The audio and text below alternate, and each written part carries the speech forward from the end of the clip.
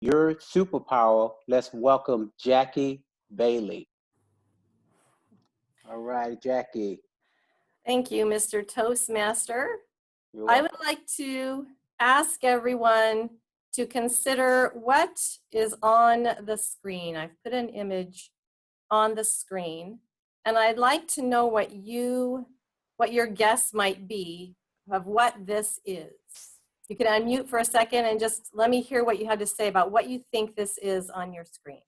A crystal snowflake. Water crystals, like snowflakes. Okay. Freezing water. Any other thoughts? It doesn't look like a diamond, a beautiful diamond setting. Look like many Christmas trees in a circle. All right, it is. It is a water crystal. It is a bit of frozen water that has formed into this beautiful, eloquent, eccentric crystal that is for me, it brings me some sort of dynamic, joyous feeling. Not relaxation, but a feeling of nature, of love.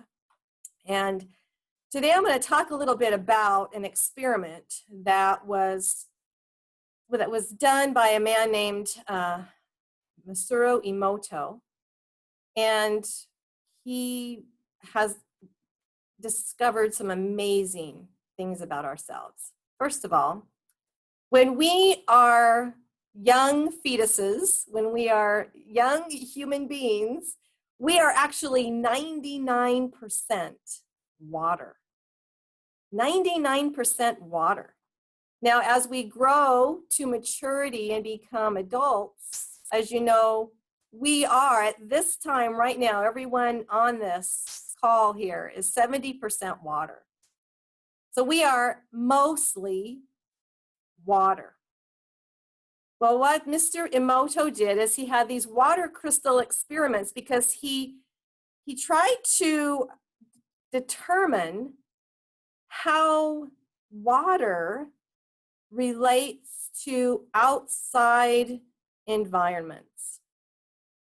And for over 15 years, he conducted these experiments where he would take samples of water, some from streams, some from gutters, and some from mineral water, pure and clean.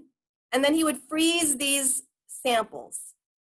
And then he would examine the crystals that were formed in these samples of water.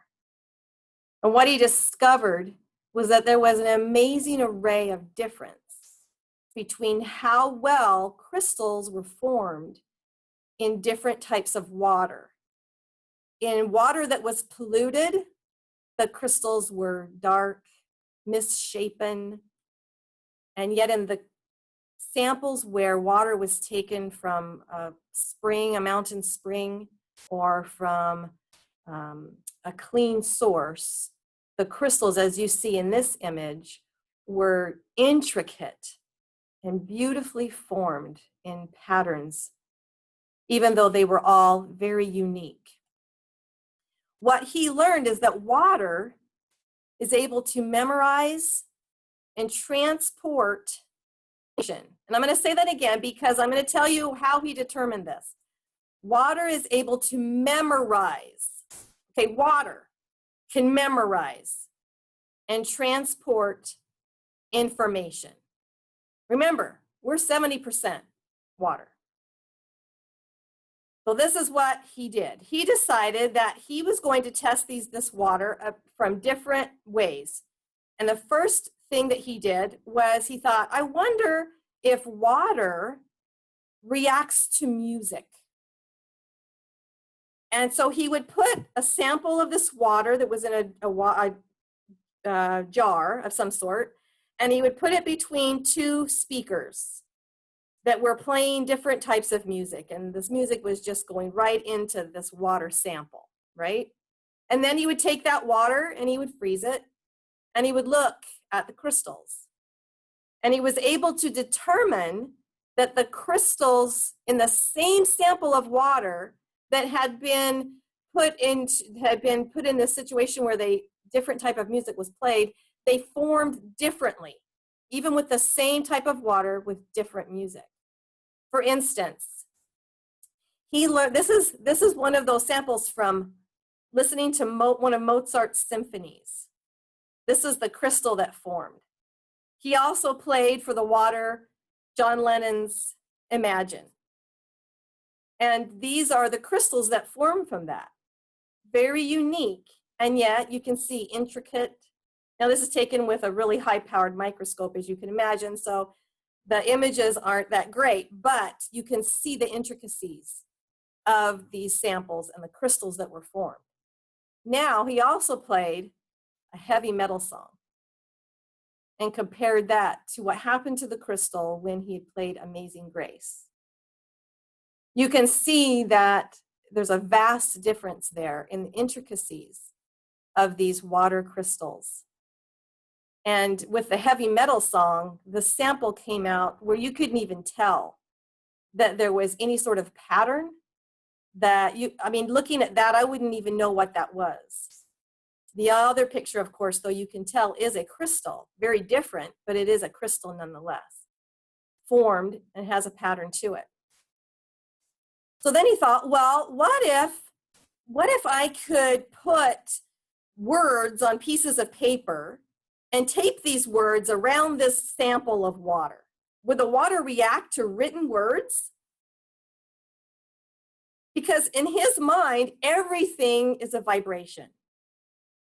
The music, obviously, is a vibration. That's something we can relate to really easily. My heart pounds all the time when I hear a low bass noise in music, right? It's that vibration. But a word written on a piece of paper, does that cause vibration? And yes, it does, because he looked at the samples of this water just by using written words. Now, when he wrote, "Thank you," you can see, again, a crystal formed just by writing the word "thank you" on a piece of paper next to this water sample. But when he wrote on a piece of paper, "You fool," a negative phrase, again, you see no real formation of any pattern, no intricacies of this crystal.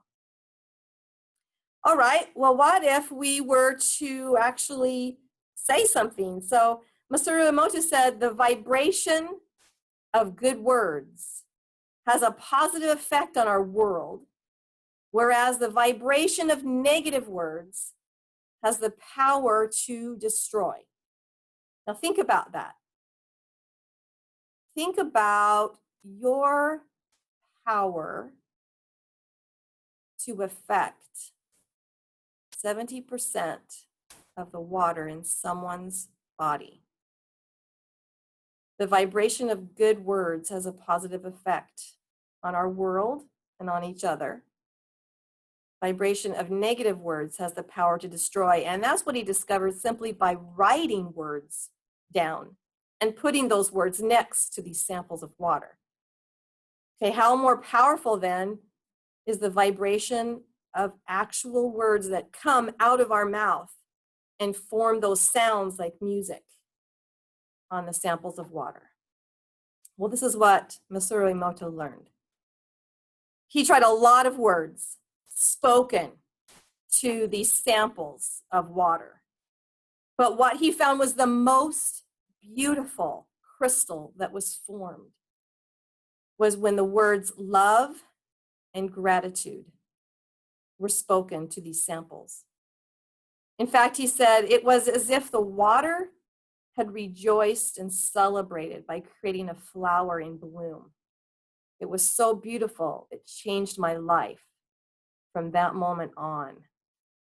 And this is an actual photograph of that crystal that was formed through the words love and gratitude. To me, it looks like a beautiful diamond that would sit on a ring that someone would give to someone when they're committing their life to them in marriage or a promise. And yet, this is what's formed by water, by a common element in our world that we are 70% made of. And words like love and gratitude can create such beauty. Masaru Emoto said, water taught me the delicacy of the human soul and the impact love and gratitude can have on the world. Now, it would make sense then that the problems that our world is having today might be because of some negative words, spoken, written, and negative vibrations that we might in fact just be putting out because we're, like Gary mentioned, we're without hope, or we're depressed, or we're feeling down. How much power do we have to affect our world by changing our own thoughts and our own words?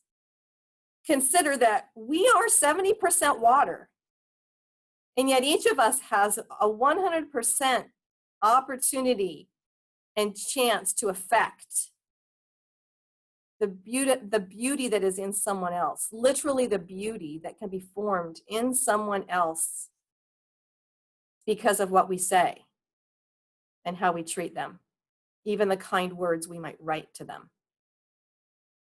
Take another look at what you have the possibility to do.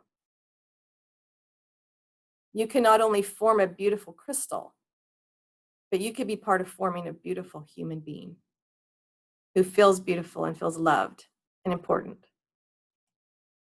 These are a few books written by Mr. Emoto, and he has many of them.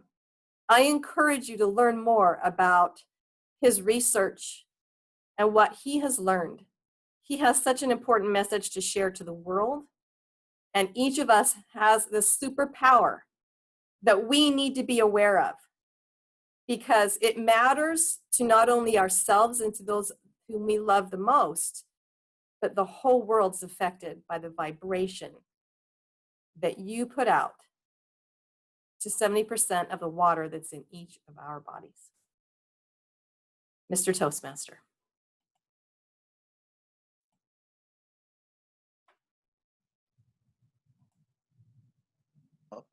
There we go.